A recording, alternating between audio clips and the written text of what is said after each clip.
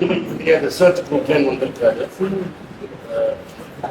எங்களோட கருத்து இப்போ என்ன பேசணும், இந்த A1 A2 மேட்டர் எல்லாத்தையும் எடுத்து துணியை எடுக்கிறது இவர் தான். இவரை மதுரைக்கு வந்தது ரெண்டு காரணம். ஒன்று, இப்போ மன்ரேகா, அதாவது வேலை வாய்ப்பு திட்டம், காந்தி அடிகளார் பேரில் காந்தி மியூசியம் எடுத்து பேசுகிற ஒரு பெரிய ஆயிருக்கு. காந்தி அடிகளார் பேரில் இருக்கிற 100 நாள் வேலை வாய்ப்பு திட்டத்தை கம்ப்ளீட்டாக மாற்றிருக்கிறார். அதில் என்ன குறைபாடு இருக்குன்னு பேசப்படுறாரு. அடுத்தது இந்த நேஷனல் ஹெரால்டு கேஸ் பற்றியும் சில விஷயங்கள் உங்களுக்கு யாருக்காவது புரியல, தமிழ்ல என்ன கேளுங்க, நான் தமிழ்ல சொல்றேன். Two issues that the Congress party has been raising. In fact, two issues that the country are very concerned about. First is the renaming and redesign of the Mahatma Gandhi National Rural Employment Guarantee Act, MGNREGA, which, as you are aware, during COVID, MGNREGA and the Food Security Act, both of them are UPA bills and policies, schemes. They saved the country. Literally, when people were walking on the streets, going from the cities to the villages, what saved them was the fact that they could make some money through MGNREGA employment guarantee, and they could get some food from the National Food Security Act. It's another matter that the Prime Minister put his picture everywhere trying to take credit. But the whole country knows what saved the country in this time of COVID crisis, and continues to do a very important role in keeping the poor afloat in a very challenging economic environment. Now, I want to point out that the new bill, that on paper they have designed it, they've increased the days from 100 to 125, there's a new name, they have some very jazzy, shiny exterior, but when you look at the interior, it's completely rotten compared with the rights-based approach that the UPA government had brought in. One of the important things about MGNREGA was it was self-selecting. You would only go if you really needed it. If you felt that there was no other way to earn income, you would go and work there. It would be available for you in times of distress. Now it has become a top-down scheme. So like every other scheme, you will have to get in line. Maybe you'll get work, maybe you won't get work. It's a very centralized system, but the bureaucracy is going to be driving it and not the people. The second part was the earlier scheme applied wherever. In any rural area, if you had the need, you could go to the scheme. Now it is going to be designated rural areas that the government is going to decide. Earlier you could do it whenever you wanted. It was summer, winter, sowing season, off-sowing season. If you had the need, you could take advantage. Now there will be a 60-day exclusion during the sowing season. And why is this important? Because MGNREGA gave landless laborers bargaining power. The large farmer couldn't just pay them whatever they wanted. There was now a real minimum wage. So if the landless laborer felt that what they were getting on the farm was not enough, they could go to MGNREGA. That option has now been completely removed. The other issue was it was a demand-based scheme earlier. Whatever the demand was, the government would fulfill it. Now there is going to be a budget cap. So the government is going to fix a certain amount, and of course the state is going to pay 40%. I'll get to that in a minute. And if the budget runs out, then the scheme will not be used. So really it's a way for them to cut their spending at the expense of the poor and the most weak. And women, because women are disproportionately benefiting from this. Now, earlier 90% of the cost was borne by the center. Now 60% will be borne by the center. States will have to deal with 40%, which is a big budgetary impact. And as you're aware, particularly in TamilNadu, that federalism this government has a very different notion of federalism. They bargain with states over their own funds. They don't give them the funds that they deserve. It has happened in the past. The Finance Commission is expected to reduce this allocation of the states. The use of cesses instead of taxes also reduces the share of the states. So on the one hand, they are reducing the income earned by the states. On the other hand, they are increasing the spending. So in the simply save money because their own spending is little out of control, they are penalizing the states. This is the bottom line. So their idea of federalism is completely opposite to what the Constitution imagined. And finally, the Gram Sabha, the UPA era legislation wanted to make the Gram Sabha, the village councils, the decision-making center. Now the planning is going to be centralized, taken into the PM Gati Shakti plan, which is a top-down plan, and the Gram Sabha is going to be disempowered. So on all fronts, whether it is the empowerment of the poor, whether it is federalism, whether it is the empowerment of village self-government, whether it is the desire for a scheme which is self-targeting rather than decided by bureaucrats and government officials. On all these fronts, the new scheme is completely inferior to the old scheme. It fits the Prime Minister's top-down view, his crony capitalism-driven pseudo-technocratic view, rather than the view that the Congress Party and the UPA had, which is that the people's demands should be fulfilled, that the people should have a voice, and that schemes should serve the people and not the other way around. So the Congress Party wants to make it very clear that we are opposing it to the legislature. The second issue I wanted to mention to you is very recently you saw that the National Herald case, the Rouse Avenue Court rejected the charge sheet of the enforcement director. Now, on the face of it, and the BJP has been arguing, it was a technical matter. The technical matter was that the ED had not filed an FIR, and therefore, under the Prevention of Money Laundering Act, an investigation is not valid. But this is much, much more than a technical thing. And I will briefly walk you through some of the things the court said to show me how much of a scandal the court has revealed in the way that the Modi government has gone about misusing the investigative agency. So firstly, I want to remind you that the National Herald so-called scam is very unusual, quote-unquote scam in the country's history. Firstly, money laundering is accused when no money has moved from anyone to anyone else. The accused have not had any benefit in property, dividend, interest. No money has actually been taken by them, and yet there's a money laundering allegation. Second is that it's very clearly known in the Supreme Court under the Bacha Gulzar judgment from many years ago that shareholding is not equal to ownership. Just because I am a shareholder, minority or majority in a company, like the Gandhis and the other people, does not mean that they control all the assets of the company. This is a very elementary principle. If I own shares of Reliance, it doesn't entitle me to take the assets of Reliance and use them as I wish. So this elementary principle is also not apparently understood by the ED. Another principle is that when you allege fraud, which has been alleged against the Gandhis taking over the assets, there has to be someone who has been defrauded. And National Herald, and this is the judgment, had 1057 shareholders. Has any shareholder complained that they have been defrauded? No. No shareholders complained that they have been defrauded. But Mr. Subramanian Swamy comes, parachutes out of nowhere, jumps into this case and starts making complaints. And these are complaints that for 7 years the ED and CBI did not take seriously. So I want to put that out there. And Subramanian Swamiji has, since then, he has himself asked for a stay on his case and has backed away from this case. But the ED then jumped in 21. Now, I'll just make very concise some points I want to highlight from the judgment.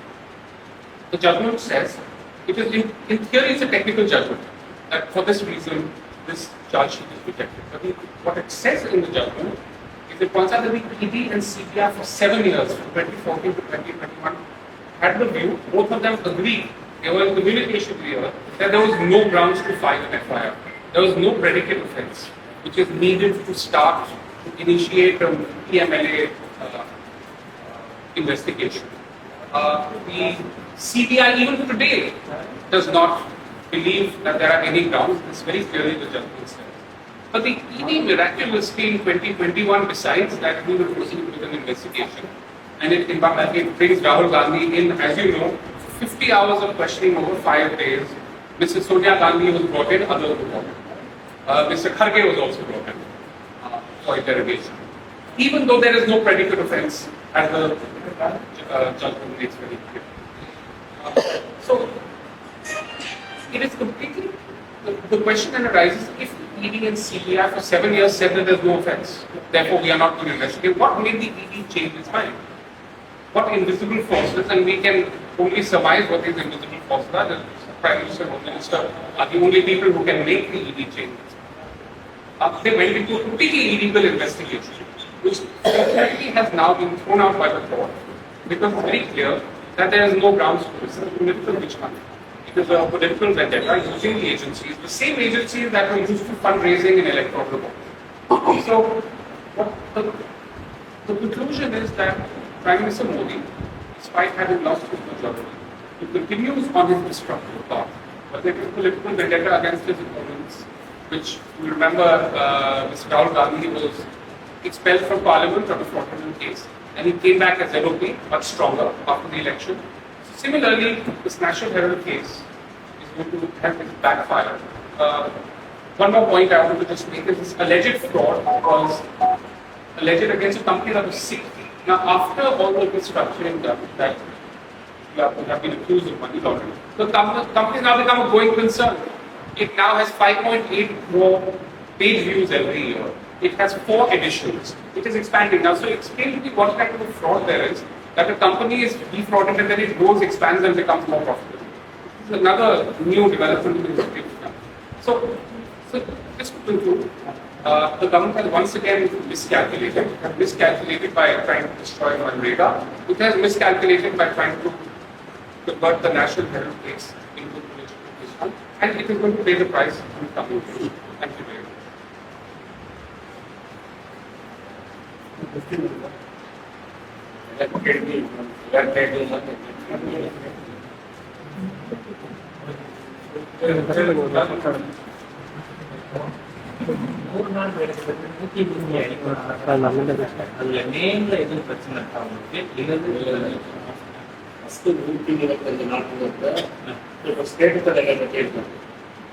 முன்னாடி 90 நாங்கள் ஆட்சி செஞ்சபோது மாநிலங்களுக்கு முன்னால் பிரதமர் மன்மோகன் சிங் வாங்கி 90% state கவர்மெண்ட்டும் 10% state 90% central கவர்மெண்ட்டும் 10% ஸ்டேட் கவர்மெண்ட் கொடுத்துருந்தாங்க.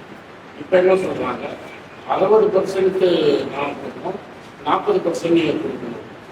ரெண்டாவது பெரிய ப்ராப்ளம், பட்ஜெட் அலோகேஷனே கிடையாது. மக்கள் கேட்குற அளவுக்கு நாங்கள் காசு கொடுத்தோம்னு சொல்லுவோம். நாங்கள் 50,000 கோடி பட்ஜெட் வச்சுருக்கோம்னு வச்சுக்கோம். மக்கள் 50,000 கோடி கொடுத்தா 50,000 கோடி. இப்போ இவங்க என்ன சொல்கிறாங்க, 125 நாள் வைக்கணும், ஆனால் பட்ஜெட் இல்லாதான் போகும். ஆனால் நீங்கள் 120 நாளைக்கு பட்ஜெட் இல்லைன்னா பட்ஜெட் இல்லை தான். சுப்ரீம் கோர்ட்லேயே வந்து பல வாட்டி கேஸ் போட்டு முன்னாடி வருஷ MGNREGA பட்ஜெட் கொடுக்காம சென்ட்ரல் கவர்மெண்ட் நிறுத்தி வச்சு ஸ்டேட் கவர்மெண்ட் கொடுத்துருக்கு. ஒரு வருஷத்துக்கு 5,000 கோடி 20,000 கோடி ஒரு அமௌண்ட்டை வந்து அவங்க நிறுத்தி வச்சிருக்காங்க. இது வந்து பணக்காரங்க கொடுக்குறவங்க செய்யறது வந்துக்காக இந்த மக்களுக்கு செய்ய பணத்தை கொடுத்த பணம் இல்லை, கஜானா காலிங்கிறதுனால ஒரு பட்ஜெட்டை போட்டு இந்த பட்ஜெட்டுக்கு மேலே எங்களால் கொடுக்க முடியாது. இனிமேல் ஸ்டேட் கவர்மெண்ட் கொடுக்கணும். வரி வர வேண்டிய எல்லாத்துக்குமே நீங்கள் பிடிக்கிட்டீங்க. ஜிஎஸ்டி இப்போ சென்ட்ரல் தாலி, நாங்கள் ஸ்டேட் கவர்மெண்ட் தாலி. அதே மாதிரி இப்போ வந்து செஸ்ஸின் பெட்ரோல் எல்லாத்தையும் செஸ்ஸுன்னு போட்டு தூக்கிட்டீங்க. செஸ்ஸுனா சென்ட்ரல் ஸ்டேட் கவர்மெண்ட்டுக்கு வருமானம், ஸ்டேட் கவர்மெண்ட் ஏன் வருமானம் கொடுக்கும்? பெட்ரோல் தான் நீங்களே காசு எடுத்துப்பீங்க, டீசல் தான் நீங்களே காசு எடுத்துப்பீங்க, செஸ்ஸுன்னு போட்டு எடுத்துப்பீங்க. இப்போ டுபாக்கோ சிகரெட்டில் விலையை பற்றி காம்பன்சேஷன் நீங்களே எடுத்துக்கணும். வரவெல்லாம் நான் வச்சுக்கேன், சிலவெல்லாம் நீங்கள் வச்சுக்கணும். எந்த ஸ்டேட்டு எந்த மாநிலத்தால பணம் காசுலேருந்து வருது அப்படின்னா அதுக்கப்புறம் என்ன சொல்றீங்க, கடன் வாங்கக்கூடாது. கடன் வாங்கி ஏழைகளுக்கு செய்யணும்னா நீங்க என்ன சொல்றீங்க, கடனும் வாங்கக்கூடாது. நான் கடனும் வாங்கக்கூடாது, எனக்கு வருவாயும் கிடையாது, ஆனா பணத்தை கொடுத்தா எங்களுக்கு கொடுக்கணும். அதுக்கப்புறம் ஒரு பட்ஜெட்டை போடுறீங்க. எனக்கு 4 பேர் முக்கியமாக தெரியுங்களா, இந்த கோட்ஸை நாட்டுக்கு இண்டிபெண்டன்ஸ் வாங்கி கொடுத்தாரு. இப்போ அடுத்த கட்ட போராட்டம் தான், எருமலை இறங்கி போராட்டம் நடக்கும். இந்தியா ஃபுல்லாக இதுக்கு போராடணும். மக்கள் வந்து வேலை வேணும்னு கேட்டு வேலை இல்லைன்னு சொன்னால் கட்டணும். இதை வந்து முதல்ல பிரதமர் வந்து முதல்ல குழி தோண்டி புதைப்பேன்னு சொன்னார். அவரால் குழி தோண்டி புதைக்க முடியல. அவர் கடைசியில் வந்து கோவிட் டைம்ல மக்கள் 100 நாள் வேலை வாய்ப்பு திட்டம்னா ஜாஸ்தியாச்சு.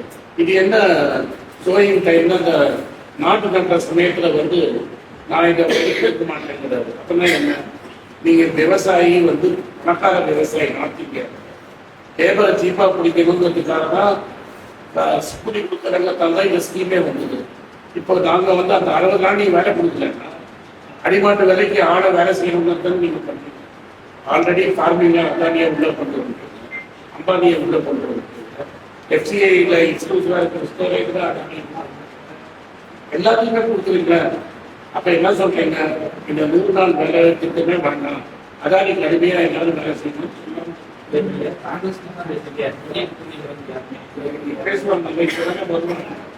இங்க மக்கள் பிரச்சனை ஒரு 2-3 நாளாவே காங்கிரஸ் மட்டும் தான் பேசி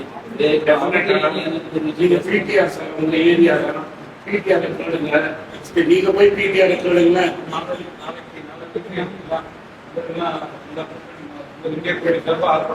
இந்தியா கூட்டாங்க 24 இதுக்காக ஆர்ப்பாட்டத்திற்கு பிடிஆர் உங்க ஊர் தான். பிடிஆர் கேளுங்க, ஸ்டேட்டெல்லாம் 40% கொடுக்க முடியுமா? நீங்க போய் பிடிஆர் கேளுங்க, போய் கேட்கலாம் இல்லையா? பிடிஆர் சார் பார்த்து நீங்க கேளுங்க, இது நியாயமான எங்க சார் பணம் இருக்கு?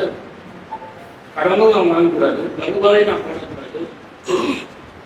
சொல்லக்கூடிய முக்கிய காரணமே சார், அப்ப செஸ்ஸை எடுத்து கொடுத்துறேன் உங்களுக்கு, நான் 40% போடணும்னு நினைக்கிறேன். செஸ்ஸெல்லாம் காலி பண்ணிட்டு எங்களை கடன் வாங்க விடு, அதெல்லாம் நீங்க பண்றீங்களா? சென்ட்ரல் கவர்மெண்ட் மட்டும் எவ்வளவு வேணா கடன் வாங்கலாம்னு வச்சிருக்கீங்க.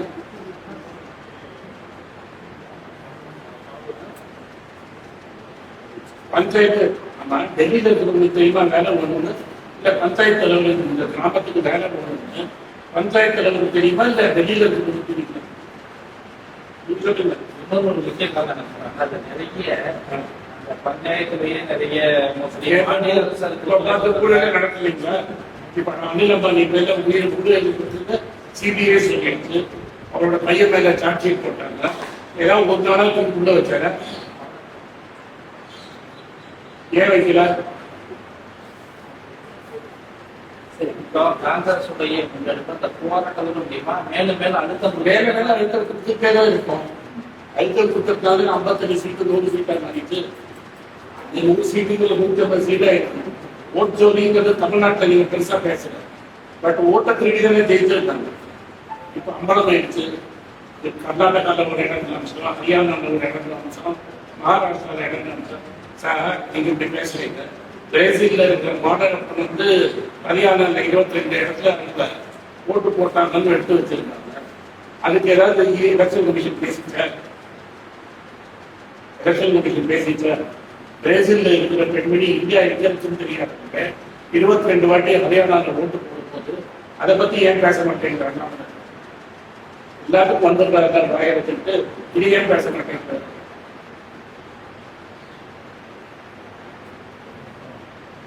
நிறைய பேர் கேட்கணும். தேர்தல் காங்கிரஸுக்கு அதிகப்படியான தமிழ்நாட்டில் காங்கிரஸ் ராகுல் காந்தி கட்சி, பிரியங்கா காந்தி கட்சி. ராகுல் காந்தி விடுதலை யார் வந்து யாரை பார்த்தாங்க, நான் போய் யாரை பார்த்தேன், நான் யாரை கட்டி கொடுத்தேன், அதெல்லாம் முக்கியம் கிடையாது. இருக்கிறது ஒரே ஒரு தான் ஹைகமாண்ட் தான். எங்கள் தலைவர் ராகுல் காந்தி என்ன கொண்டு ஓகே ஹைகமாண்ட் தான். அகில இந்திய பேரியக்கம் நம்ம சொல்லிட்டு இருக்காங்க. ஆனா ஒரு கூட்டம் வச்சா 10 பேர் 5 பேர் தானே கூட்டத்தை நீங்க பார்க்கல. நேற்று இதே முதல்ல நான் கூட்டம் போட்டேன், 1000 பேர் வந்தாங்க. இன்னைக்கு நீங்க நேற்று காரைக்குடியில கூட்டம் போட்டேன், 600 பேர் வந்தாங்க. ஆனா நான் இதெல்லாம் அனுப்பிச்சு வைக்கிறேன். காங்கிரஸ்காரங்க என்ன பார்த்து 1000 பேர் வந்தாங்க. நேற்று காரைக்குடியில 500 பேர் வந்தாங்க. முழுக்க மோதியை பத்தி தான் பேசும், முழுக்க அம்மையாரை பத்தி நான் காங்கிரஸ் கேட்கறதுக்காக தான் சொல்றேன். என்ன பார்க்க காங்கிரஸ் கேட்கறத பார்க்க வந்துருக்காங்க. இல்ல இளைஞர்களையோ அல்லது நேற்று வந்தவங்க இளைஞர் தானே மனப்படத்தை வந்து மெட்ராஸ்ல நான் மீட்டிங் போட்டேன், 1000 பேர் வந்தாங்க. நான் வந்து கொடி கட்டி தான் கூப்பிடல, நான் வந்திருக்கேன். செலவுக்கு காசு அவங்களே கொடுத்து வரவங்க. அதுக்கப்புறம் என்ன சொல்றீங்க?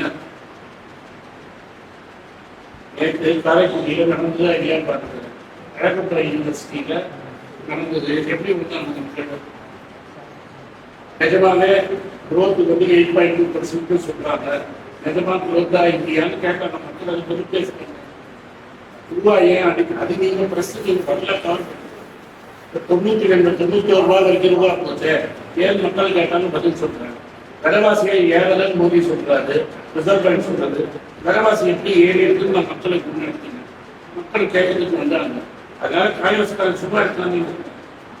சரி, இந்த இப்போ 3 நாள் வேலைக்கு அறிவித்த இந்த தேர்தலில் அதை பிரதிபலிக்குமா? டெஃபினட்டா தெரிஞ்சுக்கிட்டேன்.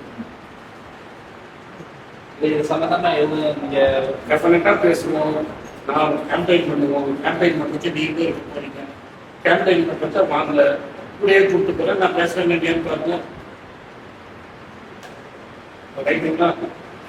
ரைட்.